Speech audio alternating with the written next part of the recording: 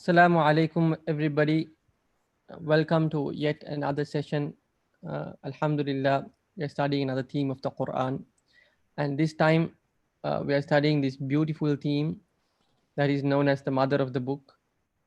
We are going to study Surah Al Fatiha in order to make our salah more meaningful, inshallah ta'ala, because this is one of the surahs that we read almost every day, in our salah, 17 times almost a day. So today we have Brother Aman Reza, who has done some intensive study of Surah Al-Fatiha to give us his insights on what he has learned and enlighten us on the beautiful reflections that we can learn from Surah Al-Fatiha. So Brother Aman, over to you. Jazakallah khair, Sheikh Umar, for that wonderful introduction.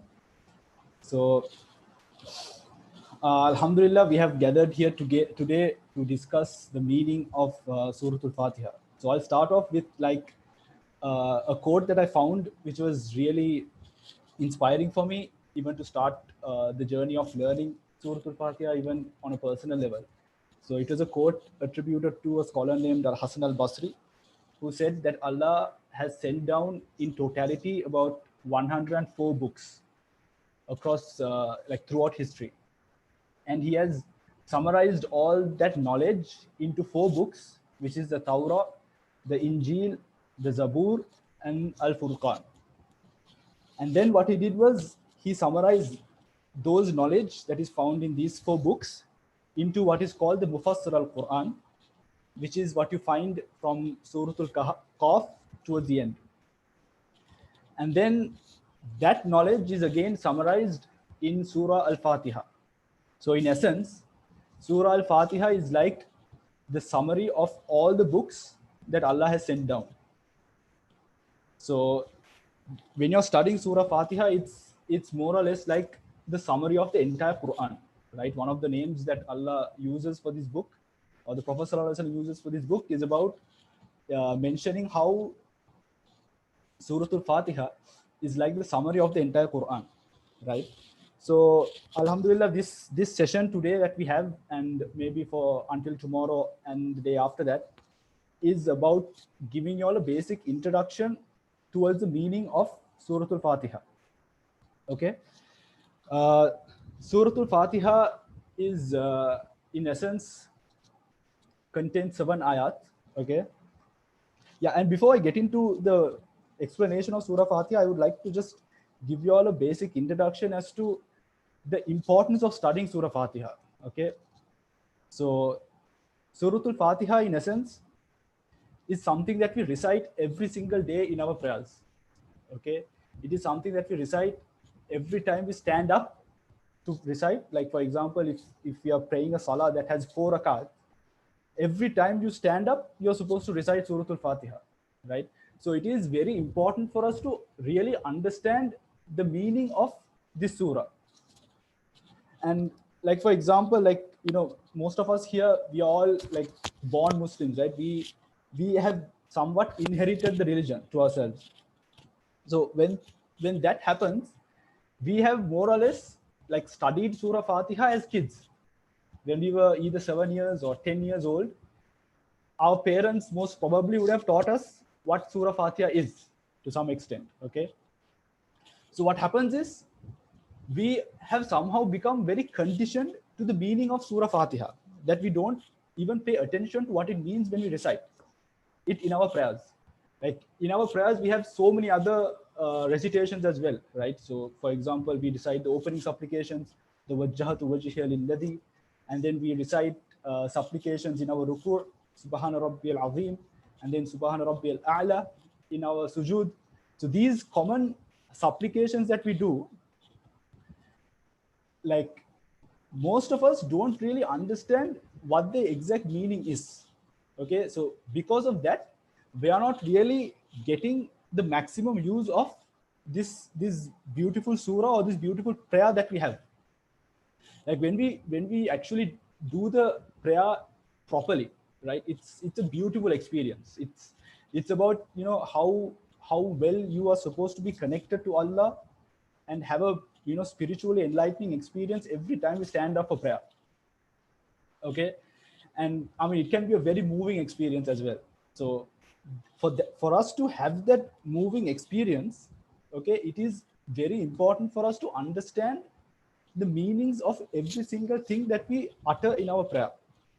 Okay, be it the supplications, the other supplications that we do, the Suratul Fatiha, or the Wajjahatu Wajhi, or the Allahumma ba'id, any opening supplication that you recite, or be it even the supplications that we recite in our other parts of the prayer, we have to really understand what it means.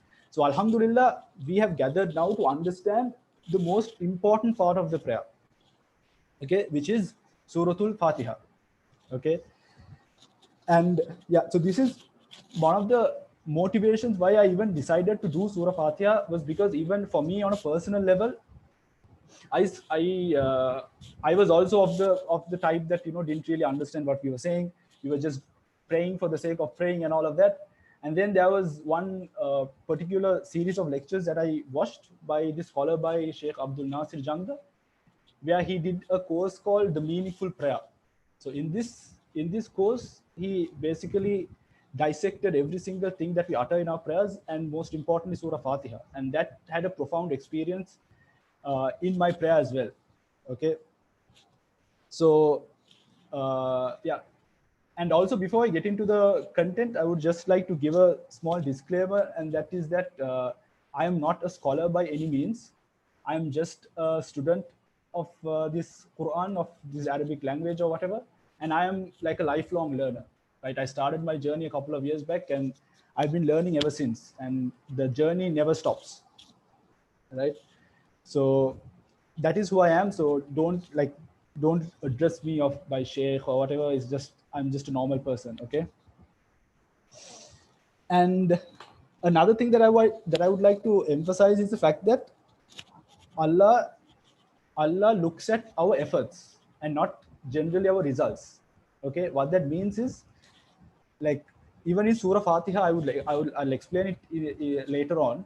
Like when we make the dua, Ihdina Siratal Mustaqim, right? We make a dua to guide us to a path. Okay, but generally we don't. I mean, when we ask for guidance from somebody, we don't really ask for guidance for a path itself, right? We would ask guidance for a destination, right? So when our deen, when ihdina sirat, the guidance to the path is mentioned, what it basically means is that we should just be on a journey. Okay, we should always be taking steps towards Allah. Okay, be it minor steps or smallest big steps. At the end of the day, we should just be taking steps, and we should not be focused on the end results. Okay, we should only focus on who we were yesterday. That is the only thing that we should be focusing on. So I mean, every single one of us, we have our own commitments, we have our own unique circumstances that we are in. So whatever the circumstance we may find ourselves in, we should always strive to become better Muslims. Okay, so keep that in mind. Sometimes it's not about learning everything under the sky, it's about taking simple steps towards Allah. Okay, towards being a better Muslim. Okay, so with that being said, so the end goal, okay, at the end of the day, what I would like you all to really understand is the fact that at the end of this particular course, what I want from you all is to have a better understanding of Surah Fatiha for a meaningful prayer. Okay, and that is how, I mean, we even gauge our understanding. Like, okay, we have spent 2-3 hours to study Surah Fatiha, but how much has it helped us in really improving our prayer? Okay, like you might have heard scholars saying that Surah Fatiha is like a conversation. We are really talking to Allah, right? But I mean, even if you think about it, there's a hadith Qudsi that says that Surah Fatiha is literally a dialogue that we have with Allah. Okay, that is also in my content. I'll be talking about that towards the end of my sessions. Like literally, there is like, Allah says this, قال الله عبد قال العبد, the slave says this, and قال الله تعالى, and Allah says this. So when we say Alhamdulillahi Rabbil Alameen, Allah actually responds to that by saying, Hamidani Abdi. So there is literally a dialogue taking place. So for us to really, understand Surah Fatiha in its essence, you start by understanding the meanings of the surah, and then we have to really memorize and understand that hadith Qudsi that I'll be talking about, and all of this put together would inshallah help us have a better prayer experience. Okay, so with that being said, let's start with Surah Fatiha. Okay, the Surah Fatiha basically is a surah that was revealed in Makkah. Okay, it is one of the earliest surahs to be revealed. Okay, so basically you might all know that the first surah to be revealed is Iqra bismi rabbika alladhi khalaq, and then the next surah would be like Surah Muddathir or Surah Muzammil, and then after that, more or less, the scholars would say the next surah to be revealed was Suratul Fatiha. Okay, and this is the first surah to be revealed in its entirety, like from beginning to end. Like although we say Surah Iqra is the first surah to be revealed, that surah didn't get revealed in its entirety. Okay, it's only the first 5 ayat that were revealed. Even in Surah Muddathir and other surahs that got revealed after that, it was only the first couple of ayat. Okay, so Surah Fatiha is the surah that was revealed from beginning until end as the first surah. Okay, so when it comes to names for surahs, okay, one thing that you all have to understand is the fact that the names for surahs were derived from either the Prophet ﷺ himself, or even scholars or even the Sahaba would name surahs. Okay, like for example, Surah Fatiha, Surah Baqarah, all these surahs, when like the Prophet ﷺ himself used to refer to the surah using these names. Okay, but when it comes to other surahs, like the majority of the other surahs, it wasn't the Prophet ﷺ who gave these names, but it was either the Sahaba or the scholars. Like for example, if you take surahs like Surah Naml, okay, Surah Naml, in that surah there is a mention of ants. Okay, so even the scholars would say, okay, so because the mention of ants is present, let's name the surah Naml, and Surah Nahl, bees are mentioned, so let's name that surah that way. Like Surah Yasin, okay, it starts with Yasin, so let's name it that way. That name didn't come from the Prophet ﷺ. So regardless, Surah Fatiha basically was named by the Prophet himself. There are multiple narrations that talk about Surah Fatiha, and it has been given names. But what I would like to know, like point out the fact is that Surah Fatiha has multiple names. Okay, if you look at the books of tafsir, you'll find about 25-30 names. You'll get the names like Ar-Ruqya, Ash-Shifa, As-Salah, and multiple names like that, because Surah Fatiha is a surah for like it can be considered as remedy, right? Like once there was an incident at the time of the Prophet ﷺ that says there were some Sahaba that were traveling and they couldn't find.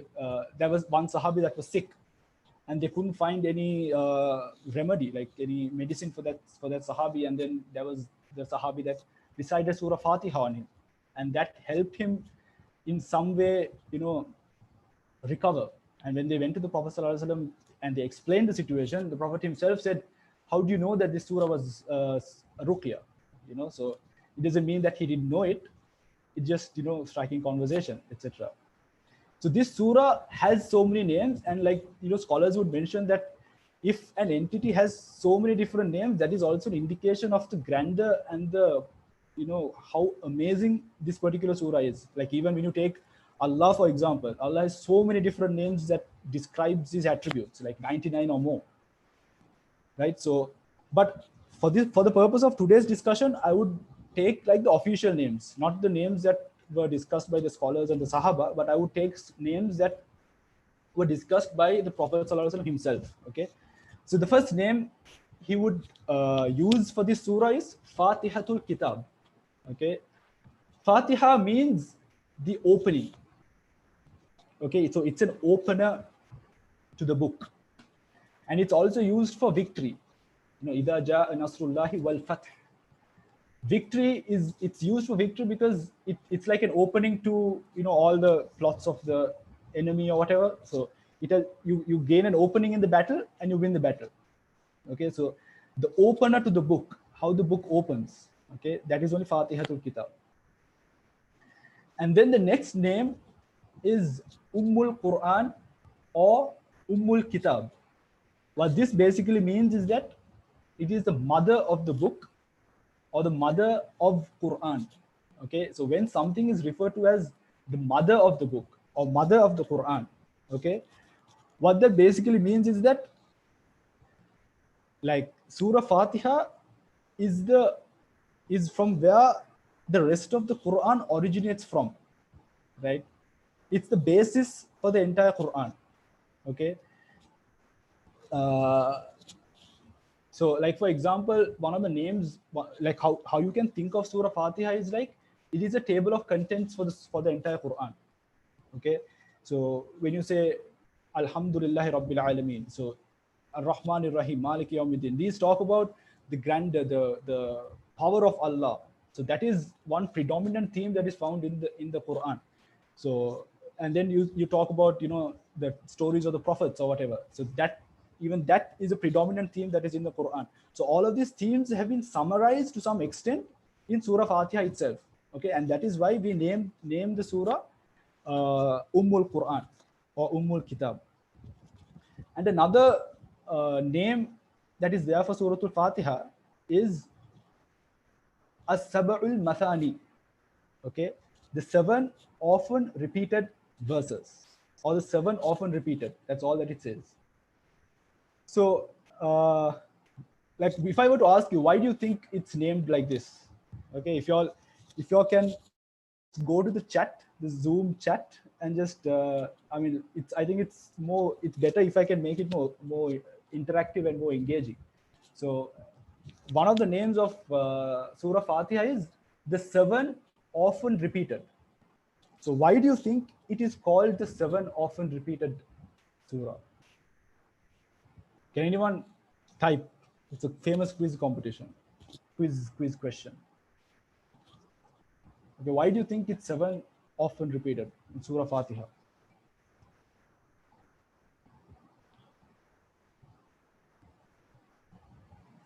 Frequently recited in our daily salah. Yes, correct.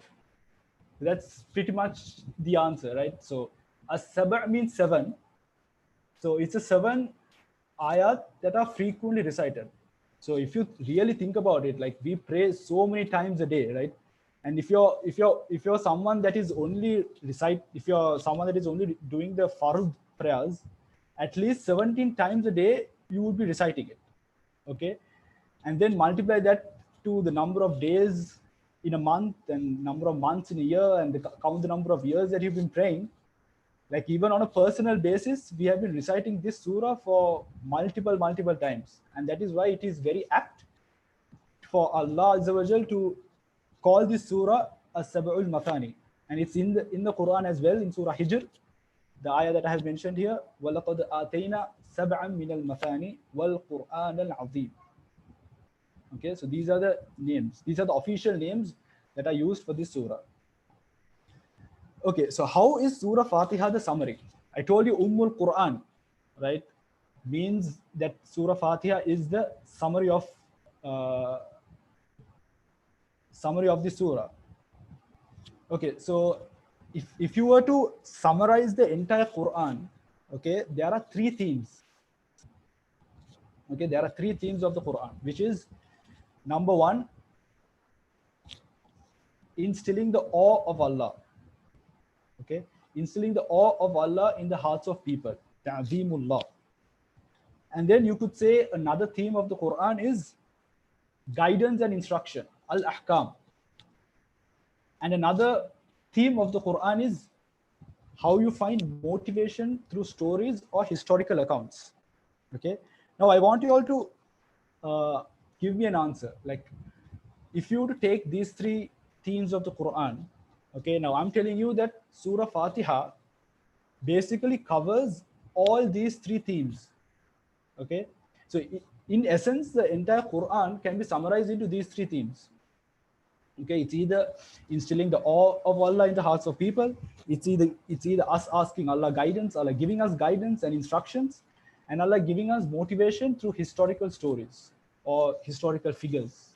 Okay, so if I were to ask you the first ayah, okay, Alhamdulillahi Rabbil Alameen. Okay, to give you all a brief translation, it means all praise and thanks belongs to Allah, the master of all people. Okay, which theme do you think this falls into? Okay, what do you think? Theme number one, correct. Instilling the awe. How about Ar-Rahman Ar-Rahim? Which theme do you think this falls into?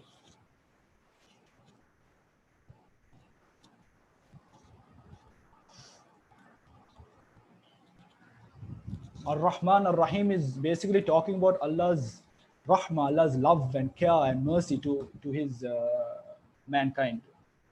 Yeah, that again kind of like falls into the first theme as well. And what about Maliki Yawmiddin? What does this fall into?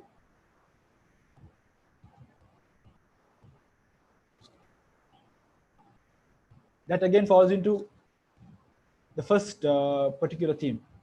Okay, and now Iyyaka na'budu wa iyyaka nasta'in. So what this means is, it's a statement of declaration where we declare that we are Allah's slaves and we ask Allah for help. Okay, us being Allah's slaves and us asking Allah for help. So this particular ayah, okay, to which theme do you think this belongs to? Yes. Half of it belongs to one and half of it belongs to two. Yes, that is also true in a sense where you could say it's because we have the awe of Allah, are we becoming slaves of him, and are we becoming, and we are asking help from him. So that's also one way of thinking about it. And also quite literally it also means guidance, instruction, the second theme as well. Okay, and now ihdina siratal mustaqim, guide us to the straight path. Okay, this particular ayah to which it belongs to, I think that this is straightforward, belongs to the second theme. Okay, and then the next ayah, siratal ladina an'amta alayhim ghayril maghdubi alayhim waladdallin. So this basically says that we want to be guided in the path of those whom Allah has blessed, and not in the path of those that have earned anger or who are astray. So this particular ayah, which theme does it cover in Surah Fatiha? It's the third theme, right? So if you really think about it, okay, why does Allah talk about stories of people? Why are historical accounts given? Okay, can someone give me an answer? Why do you think Allah talks about stories and historical accounts? Why is it helping? Like, even when we ask Allah for guidance, we could even like stop there, right? Ihdina siratal mustaqim, like stop there and okay, ya Allah, give us the right guidance. But then we go a step further and clarify what type of guidance and what type of help that we want. Okay, to motivate, correct. Any other answers? So we can take an inspiration. Yes. Like, for example, like if you think about it in an educational sense, right? Imagine a teacher tells you, you have to study well. Okay, and he stops there. You have to study well, and he stops there. And if you think of another teacher that emphasizes this point through examples in real life scenarios, okay, and he tells you, like, consider this person, he was like this, he had this attitude in life, and because of this attitude in life and the hard work that he put in, he ended up being a person like this. And if you consider another example, that person wasn't really studious, wasn't really taking anything serious, and this was his outcome. Okay. So basically, us, like the Quran talking about stories and historical accounts, is to basically guide us by giving us real life examples. Okay. And even in Surah Fatiha, when we make that request, right, when we say, Ya Allah, guide us to the path of those whom you have blessed, and not to the path that people have earned anger, or the people that have gone astray, right? If when we make that request, how Allah answers that dua is in the entire Quran. How the entire Quran talks about, stories of the paths, stories of prophets, stories of incredible people that lived, like even not just the prophets, like the people who even ended up in hellfire, so like Fir'aun and Qarun, etc., etc. When so basically these lessons, right? So we get to understand these lessons in the Quran, and that is aptly summarized in the last ayat of Surah Fatiha. So this is how Surah Fatiha is the summary of the Quran.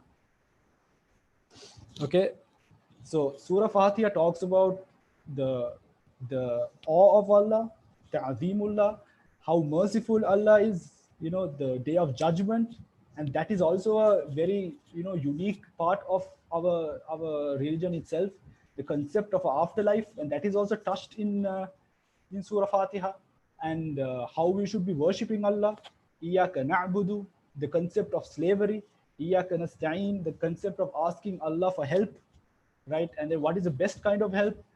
Guidance, all of these things. This is the gist of the entire message of Islam. And if you really were to make an effort to understand Surah Fatiha, you are basically understanding the entire message that the Quran is trying to give mankind. Okay. Yeah. So next we would be talking about, okay, I want you all to reflect. Why was this surah chosen to be obligatory to be recited in every rakah? Why this surah? Okay, from the discussions that we've had, why do you think this surah was chosen to be obligatory? Why is it that we are asked to recite this every time we pray and every time we stand up to pray? Every kind of prayer, even the farud, even the sunnah, the nawafil, any type of prayer, we are supposed to recite this. Okay, why do you think? Okay, it's basically Allah wants this message of this Quran. Allah wants us to be reminded of this message every time we pray.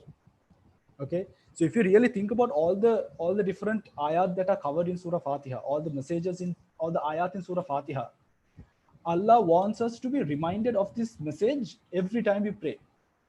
Okay, like even if you think about things like Surah Kahf, right? We have been asked to recite it every Friday. So on a weekly basis, we have been asked to go through the lessons of Surah Kahf, right? If you think about Surah Mulk, we have been asked to recite it on a daily basis before we sleep. So in essence, what that means is the fact that we are supposed to be reminded of the lessons that are in Surah Mulk on a daily basis.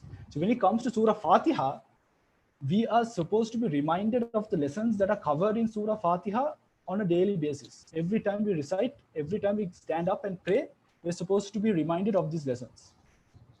Okay? And even there's a beautiful hadith that says, La salata liman lam yaqra bi Fatihatil kitab. If you don't recite Surah Fatiha, whoever does not recite Surah Fatiha, his prayer is invalid. Okay. One way of thinking about this is from a fiqh perspective, where scholars would say, okay, you have to recite Surah Fatiha to make your prayer valid. Okay. But if you look at it from a spiritual perspective, every time we pray, we are supposed to be reminded of the meaning of the prayer, of the meaning of this surah, and connect to the surah. And that is the whole point of this surah. Okay, and that is a little bit about the introductory part of Surah Fatiha. And are there any questions so far? Is everything okay?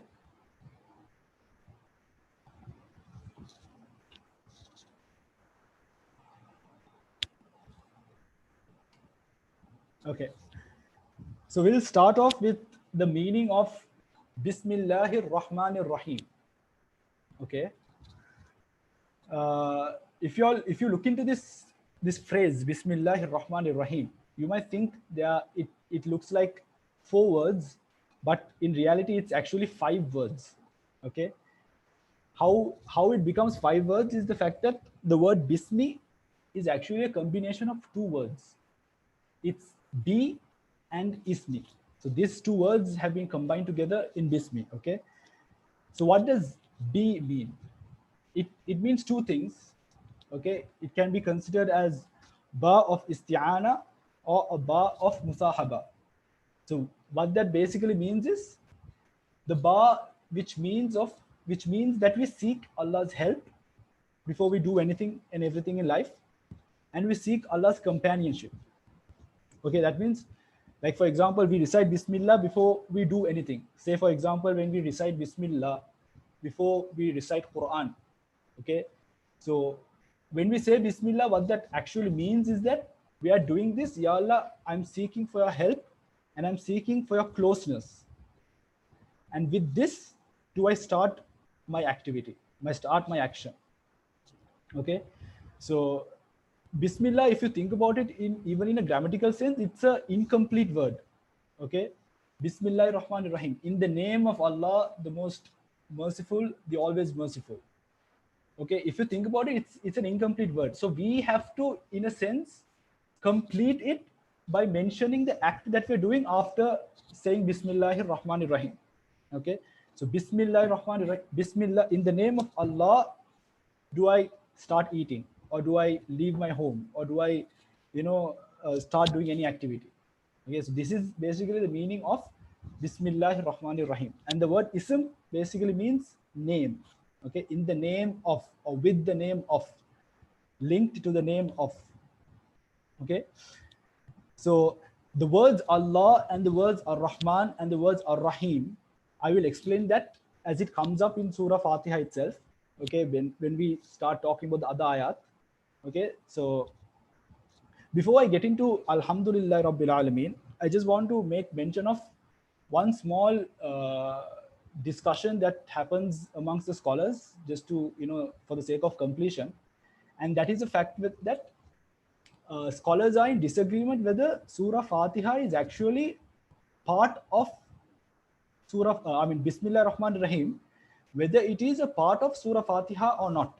Okay, so basically the discussion is where scholars are saying, okay, there is one set of scholars that say Bismillah Rahman Rahim is ayah number 1 and Alhamdulillah Rabbil Alameen is ayah number 2. Okay, and there's another set of scholars that say Bismillahir Rahmanir Rahim is only recited at the beginning to seek blessings of Allah, for the as every other surah should be recited. And the first ayah of Alhamdulillah of the Surah Fatiha is Alhamdulillah Rabbil Alameen. Okay, so how they say it is where they say, okay, Bismillahir Rahmanir Rahim is ayah 1, Alhamdulillah Rahmanir Rahim ayah 2, Maliki Yawmiddin ayah 3, Iyyaka na'budu wa iyyaka nasta'in ayah 4, Ihdina Siratal Mustaqim ayah 5, Siratal Ladhina an'amta alayhim ghayril maghdubi alayhim is ayah 7. Okay, and the other set of scholars say no, Alhamdulillah Rabbil Alameen is ayah 1. Okay, and so on. And then the difference is Siratal Ladhina an'amta alayhim is ayah 6. So this last ayah is divided into 2. Siratal Ladhina an'amta alayhim is ayah 6. Ghayril maghdubi alayhim waladdallin is considered ayah 7. So this discussion you will find whenever you study Surah Fatiha. So when you think of it in like scholarly fiqh terms, Imam Shafi would consider Bismillah Rahman Rahim as ayah number 1, and like the majority of the other scholars would consider Alhamdulillah Rabbil Alameen is ayah number 1. But regardless, I mean, us getting into that discussion doesn't really. I don't think there is any benefit in going through that discussion. So I would just say, regardless of what order that we follow, at the end of the day, either you recite Bismillah silently or either you recite Bismillah aloud. At the end of the day, we have to recite. And the whole point of it is we have to really understand the meaning of the Basmala, okay? Whether we recite it silently or aloud. Now we get into Alhamdulillahi Rabbil Alameen, okay? So when it comes to tafsir, like there are so many different approaches that people can use, right? You could use, there is one approach called tafsir bil riwaya, tafsir where you talk about the hadith and the other comments of the companions and all of that, all the narrations. We only talk about the surah of the Quran based on the narrations of different people, of Prophet ﷺ and other people as well. And there is another approach that we could take to discuss Surah Fatiha in terms of fiqh rulings. Like, okay, how do we derive rulings in fiqh based on this surah? Okay.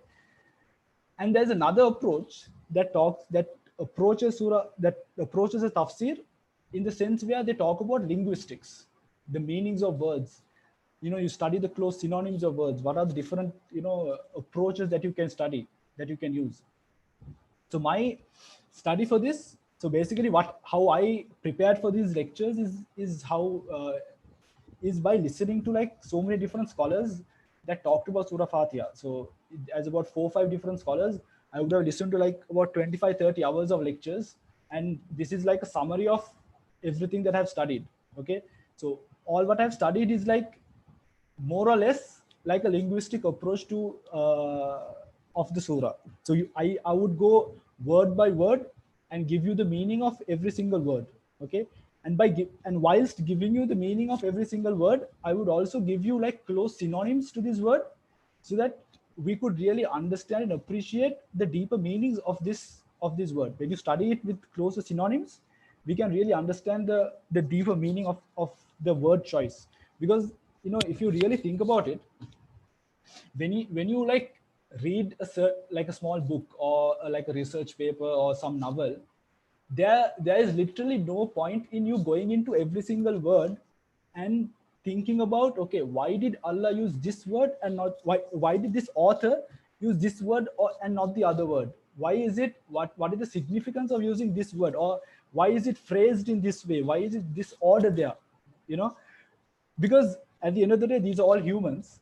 Okay, they could forget, or they would not pay much attention to the word choice. Okay, but when it comes to Quran, who is the author of the Quran? Allah is the author of the Quran. Okay, and Allah never forgets. Allah is the one who taught human beings how to speak. Okay, when you study Surah Rahman, in the 3rd ayah, he says, Allamahul Bayan. He taught human beings the style of speaking. He is the one who taught people how to speak. Okay, and this Allah, he is the one who invented language, invented words, and from all of these languages, he chose the Arabic language to like reveal his final words. Okay, and in this Arabic language, this is a divine language. Okay, I mean, if you really think about the word choices, the perfection of these words, the perfection of this language, it doesn't match any other language out there. Okay, so because of this reason, it makes sense for us to dive deep into linguistics. Because the more you study the Quran in any sense, it would only help you understand the Quran in a better way, in a more appreciative way. And if you study it with the help of linguistics, okay, study the word choices, study the root meanings, the root letters, how the words differ from close synonyms, you would really be able to understand and have a better appreciation of these ayat. Okay, and that is somewhat of the approach that I've been using, inshallah, when I'll be discussing Surah Fatiha. Okay, so the first ayah, Alhamdulillahi Rabbil Alameen. Okay, So the word alhamdu, okay, what this means is two things. It means praise and gratitude and thanks. Okay. So before I explain it to you any further, I would like to ask you, give me examples of praise. What do you mean praise people? What does it mean to praise someone? Like the reason why I wanted to like ask you these things is because sometimes we use like big words in when we translate Arabic, but the fact of the matter is that we don't really even understand what even the English word is. Like a common example is we say Ar-Rahman. What does Ar-Rahman mean? The most beneficent. Okay, and then the most beneficent. Okay, what does the most beneficent means? Nobody knows. So when it comes to translation, the whole point of translation is for us to translate it to a word that is easily understood by people. So when it comes to praise, in essence, is like you appreciate and you're like amazed at something. When you're amazed and you're like in awe of something, that is what it means to praise someone. Like you look at a beautiful vehicle and you say, wow, that's amazing. That looks so nice, right? That is that what you have just done is you have praised the vehicle. When you look at scenery, look at a beautiful scenery and you look and you tell, wow, it looks so nice. You have praised it. Okay, when you get some delicious food and you say, wow, this tastes so good. This means praise. Okay. So, okay, praise is one component of alhamdu. Another component of alhamdu is thanks, gratitude. Okay, gratitude, I think it's very straightforward. It's basically an appreciation of some, like when someone does a favor to you, you appreciate, you say thank you. That is basically what thanks, what gratitude is. Okay, so alhamdu, in essence, is a combination of both praise and gratitude. Okay, it is not one or the other. So when we translate alhamdu, it is incomplete. It is an incomplete translation when we say all praise belongs to God. Okay, we have to say all praise and thanks belongs to God. Okay, so that is like in essence the meaning of the word alhamdu. Okay, now like I told you, the approach that I'll be taking is linguistic approach, right? So the next discussion that I want to have is we are going to talk about words in the Arabic language that mean like almost similar to the meaning of alhamdu. Okay, so there is two words called al-madhu and ash-shukru. Okay, al-madhu is also means praise to some extent. Okay, ash-shukru means thanks. Okay, so why wasn't al-madhu lillah used, and why was alhamdulillah used? Okay, there are three things. There are three limitations for the word al-madhu. Okay, so see, when you study it using this approach, you would understand the limitations of the word al-madhu, and also you would gain a better appreciation of the word alhamdu. Okay, so al-madhu is a kind of praise that is done when that the object of praise doesn't deserve it. Okay, like for example, you can praise someone to get out of trouble. Okay, you can praise someone just to get a favor done. Okay, like in the Sinhalese language, you could say butter gone. Okay, you apply butter to someone. Okay, so that means you're praising someone not for genuine reasons. That doesn't mean that person deserves praise. Okay, so that is a difference. So al-madhu can be for fake reasons, but alhamdu is always done for genuine reasons. Okay, so the next time you think about alhamdu, so like say for example, when you don't study in this way, you would stop by saying alhamdu means praise. Okay, but when you study its synonyms, you would say, okay, it's the kind of praise that the person is deserving. Okay, so Allah deserves all our praise. Okay, that is number one. So I told you madh has three limitations. So the second limitation is the fact that alhamd is only the type of praise that is done out of love, out of awe. You're inspired. You're doing it out of the sheer love that you have to Allah. Okay, al-madh can be for anything. You can even hate the person and praise the person. Okay, but alhamd is originating out of love. Okay, and another thing is alhamd is the type of praise that is done when the person deserves it. Okay, like for example, you can tell someone, mashallah, you are so tall, mashallah, you look so nice. Or you can look at a baby and tell the parents, wow, this baby looks so cute. But so you're praising the baby, you're praising, the creation, but do we deserve it? When someone says, you're so tall, mashallah, so do I deserve that praise? I don't deserve that praise. So this kind of praise is called al-madh and not alhamdu.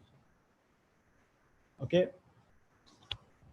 And then, okay, so this is, okay, now for example, I think you all can appreciate the fact that alhamdu, you can better understand alhamdu by looking at its close synonyms, right? So ash-shukr basically means thanks, okay? But the limitation of ash-shukr is it's a reaction. It's basically you do shukr only when someone else does a favor to you. Okay, so you're like waiting for someone to do a favor, and then only when that person does a favor to you, you say thank you.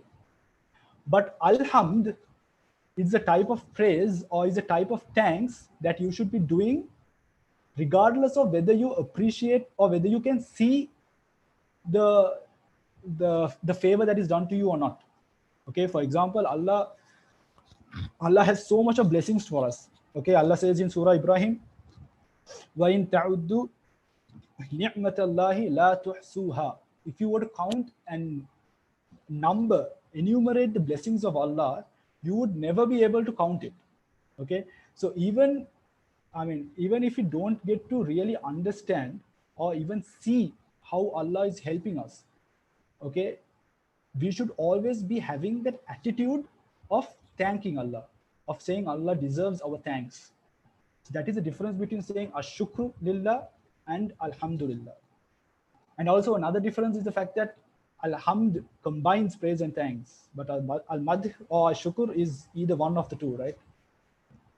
So this is a basic understanding of the word alhamd.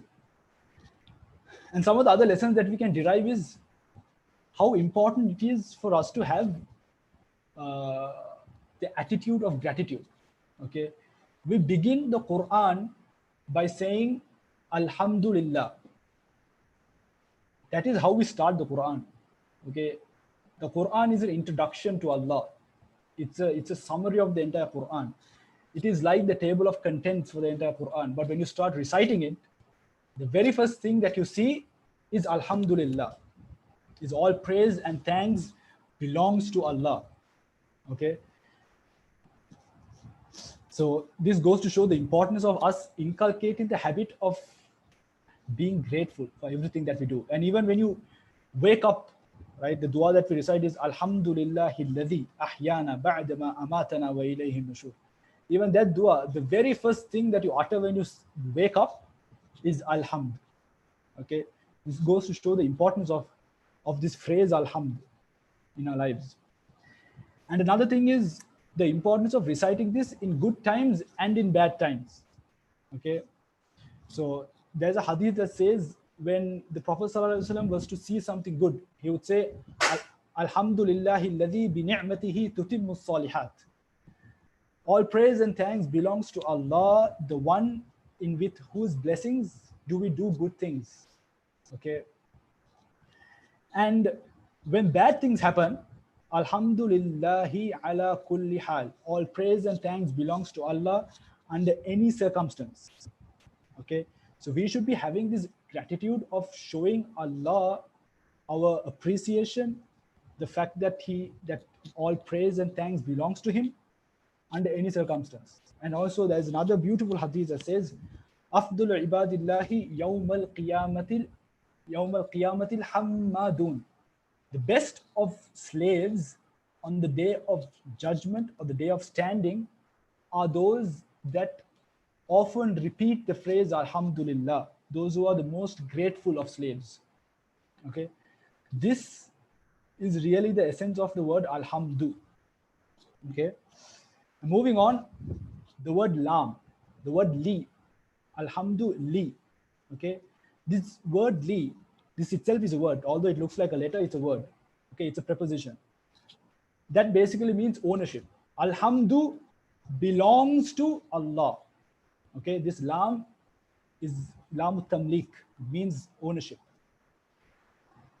And it also gives you the meaning of ikhtisas, meaning of exclusivity, meaning Alhamdu only belongs to Allah, exclusively belongs to Allah. It doesn't belong to anybody else. Okay, that is the meaning of Alhamd. That is the meaning of the word Li.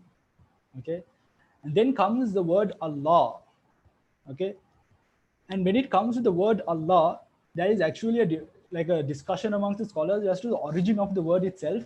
How does the word originate from? Predominantly, there are two opinions. One is the fact that this word is the divine name of Allah.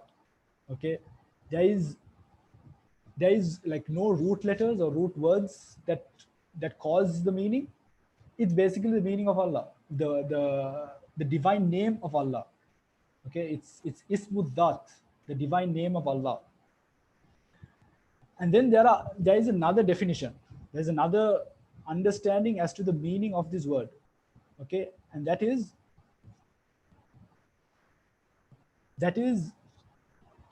it has been derived from a root. Okay, so basically most of, like, you can say almost all the words in the Arabic language are derived from a trilateral root. Okay, there is always three letters that every word originates from. Okay, so they say Suratul Fatiha, they say the word Allah, the Lafdul Jalala, originates from Allaha Ya'lahu, which means to worship, or the being that is deserving of our worship. Okay, and it also has different root meanings as well, but this particular root is the one that is predominantly used by majority of scholars, or the majority of scholars agree with. So two meanings. One is that it is the divine name of Allah, Ismud Dat, the name of the divine, or it means the being that is deserving of our worship, or the one that everybody is enslaved to. Okay, and then there's another definition. He is the one that everything worships and every creation is enslaved to. Okay, huwa alladhi ya'lahuhu kullu shay wa ya'buduhu kullu khalq. Okay, and another meaning of the word Allah is the fact that the word Allah is a combination of all of his other names. Okay, Allah has 99 names or even more. Okay, it's not limited to 99. There can be even more names that belong to Allah. So when you say the word Allah, that is actually, it combines every single other name as well. So all praise and thanks belongs to Allah with all his attributes. Okay, like for example, you could even say Alhamdulillah Khaliq or Alhamdulillah Sami'. When you only use one attribute, you're basically saying you're praising Allah, you're thanking Allah only for that particular attribute. Okay, so this is basically the meaning of Alhamdulillah. Okay, and there are more things to discuss about Alhamdulillah as well. Like I haven't completed the meaning of Alhamdulillah, and inshallah, since we have reached the time limit for today, I think let's stop from here. I took some time, basically, to give an introduction to Surah Fatiha, because I felt that, this introduction was important.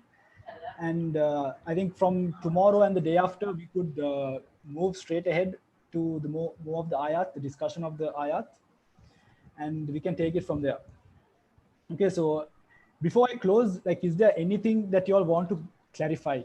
anything that you all didn't understand that you all want to clarify, you can ask now, inshallah.